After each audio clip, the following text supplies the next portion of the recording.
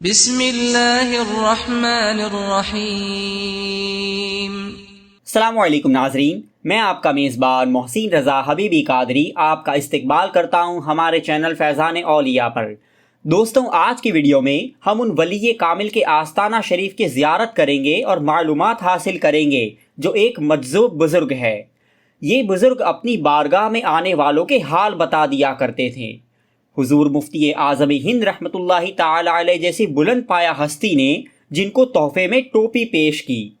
ان ولی کامل کے بارے میں زیادہ معلومات حاصل کرنے کے لیے آپ اس ویڈیو کو آخر تک ضرور دیکھیں، اور اگر آپ نے ابھی تک ہمارے چینل کو سبسکرائب نہ کیا ہو تو سبسکرائب بھی ضرور کر لیں۔ آئیے ہم ان ولی کامل کے آستانہ شریف کی زیارت کرتے ہیں۔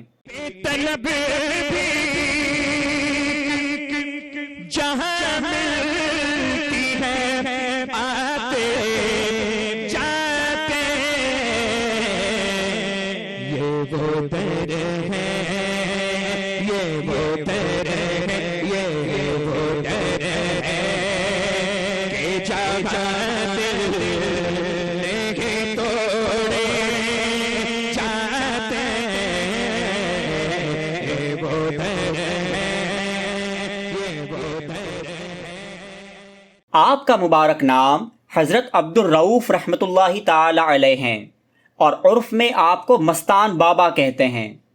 آپ کے والد ماجد کا نام حضرت سید عبداللہ رحمۃ اللہ تعالی علیہ ہیں۔ آپ کی پیدائش مبارک ہریانہ کے نارنول قصبے میں 21 ربیع الاخر 1311 ہجری میں ہوئی۔ آپ ابھی کم سن تھے کہ آپ کے والد گرامی کا وصال ہو گیا۔ آپ کی والدہ ماجدہ حضرت سیدہ عائشہ رحمۃ اللہ تعالی علیہا نے آپ کی تعلیم و تربیت کی۔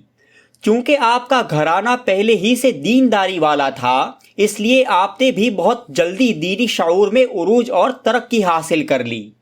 مکمل تجوید کے ساتھ آپ نے قرآن پاک کو حفظ کر لیا اور بہت کم عمر میں ہی آپ حافظ و قاری بن گئے۔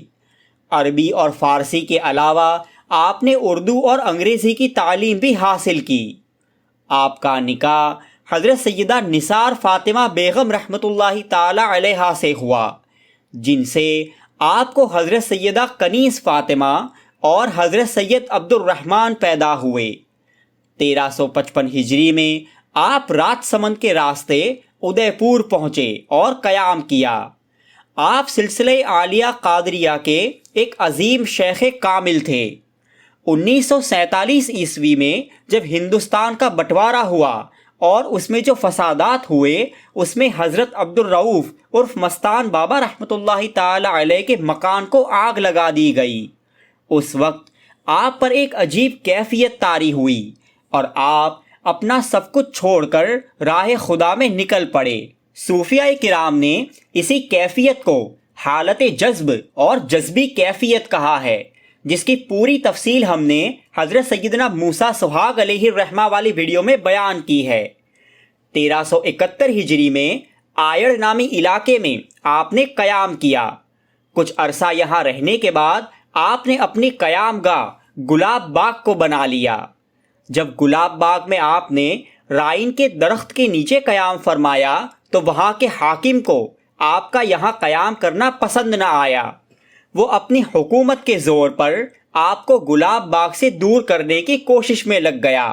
حضرت مستان بابا جس جگہ قیام کیے ہوئے تھے وہ جگہ ذرا نیچے یعنی ڈھلان والی تھی۔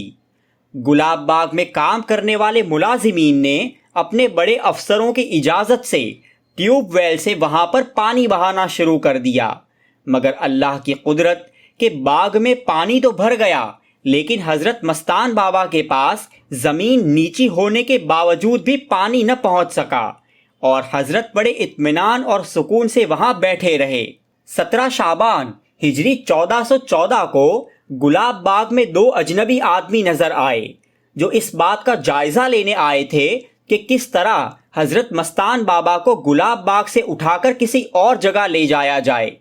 یہ سوچ کر یہ دونوں شخص حضرت کے پاس پہنچے ہی تھے کہ ان کو دیکھتے ہی حضرت مستان بابا نے بڑے جلالی انداز میں فرمایا کہ حکمرانی کرنے آیا ہے، رشوت دے کر حاکم بن گئے۔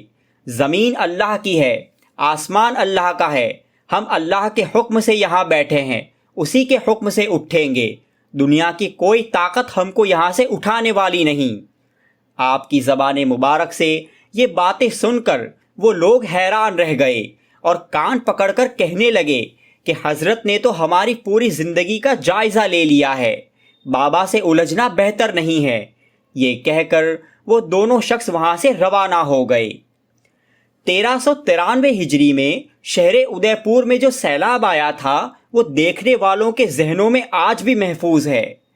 آئڑ ندی کے پاس ایک غیر مسلم کمبھار کی تقریباً 1,00,000 اینٹیں رکھی ہوئی تھی۔ سیلاب آنے سے پہلے ہی حضرت مستان بابا نے اس کمبھار سے فرمایا کہ آج تیری ساری اینٹیں چلی جائے گی۔ وہ کمبھار آپ کی بات کو سمجھ نہ سکا۔ اسی آئڑ ندی میں بڑا زبردست طوفان آیا اور کمبھار کی ساری اینٹیں بہا لے گیا۔ جب سیلاب ختم ہو گیا تو لوگوں نے چین کی سانس لی۔ وہ کمبھار حضرت مستان بابا کی اس کرامت کو لوگوں سے بیان کرتا اور افسوس کرتا کہ اس دن بابا صاحب کا اشارہ سمجھ جاتا تو میرا نقصان نہ ہوتا۔ شہزادہ سرکار اعلیٰ حضرت تاجدار اہل سنت حضور مفتی اعظم ہند حضرت مولانا مصطفیٰ رضا خان صاحب قدسہ سرہ جب ادے پور کے دورے پر تھے تو اس وقت ادے پور کے جو لوگ آپ کی خدمت میں تھے، آپ نے ان سے فرمایا تھا کہ یہاں پر ایک مجذوب بابا ہے، ان کو میری طرف سے تحفے میں ایک ٹوپی لے جا کر دے دو۔ آپ کے حکم سے ایک شخص ٹوپی لے کر حضرت مستان بابا کی خدمت میں حاضر ہوا۔ جیسے ہی وہ حضرت مستان بابا کے پاس حاضر ہوا تو اسے دیکھتے ہی فوراً بابا نے خود ہی کہا کہ حضرت نے جو ٹوپی میرے لیے تحفے میں بھیجی ہے، لاؤ وہ مجھے دے دو۔ یہ آپ کی نگاہ پاک کا عالم تھا۔ ادے پور کے ایک مفتی صاحب کا بیان ہے کہ عمر کے آخری حصے میں حضرت مستان بابا رحمۃ اللہ تعالی علیہ بظاہر نابینا ہو گئے تھے۔ مفتی صاحب کہتے ہیں کہ میں اور میرے 2 ساتھی ہم نے ایک ساتھ کھانا کھایا۔ کھانے کے بعد ہم نے پان کھانے کا ارادہ کیا تو میں نے کہا کہ چلو آج پان مستان بابا کھلائیں گے۔ یہ کہہ کر وہ لوگ حضرت مستان بابا کی بارگاہ میں پہنچے۔ حضرت کے پاس کافی لوگوں کی بھیڑ تھی۔ جب ہم لوگ حاضر ہوئے تو حضرت نے اپنی جیب سے ایک پان نکالا اور اسے اپنے منہ میں رکھ دیا اور پھر واپس نکالا اور ہاتھ بڑھا کر کسی کو دینا چاہ رہے تھے۔ چونکہ بابا صاحب بظاہر نابینا تھے تو یہ تبرک حاصل کرنے کے لیے سب لوگ اپنا ہاتھ بڑھانے لگے۔ سب لوگ اپنا ہاتھ بابا کے ہاتھ کے نیچے رکھنے لگے، لیکن بابا صاحب نے کسی کے ہاتھ میں پان نہ دیا۔ مفتی صاحب کہتے ہیں کہ جب میں کوشش کر کے آگے بڑھا اور اپنا ہاتھ آگے بڑھایا تو بابا صاحب نے فوراً میرے ہاتھ پر وہ پان رکھ دیا۔ پھر میں نے اس پان کے 3 ٹکڑے کیے، ایک خود کھایا اور باقی 2 اپنے ساتھیوں کو دیے۔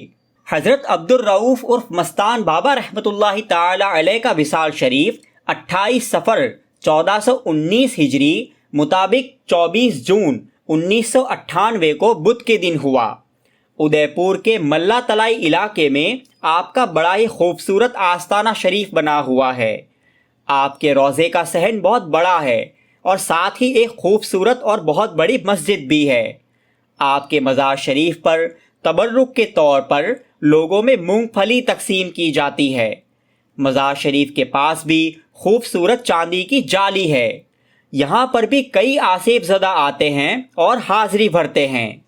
آپ کا آستانہ فیض و کرم کا بہتا ہوا دریا ہے۔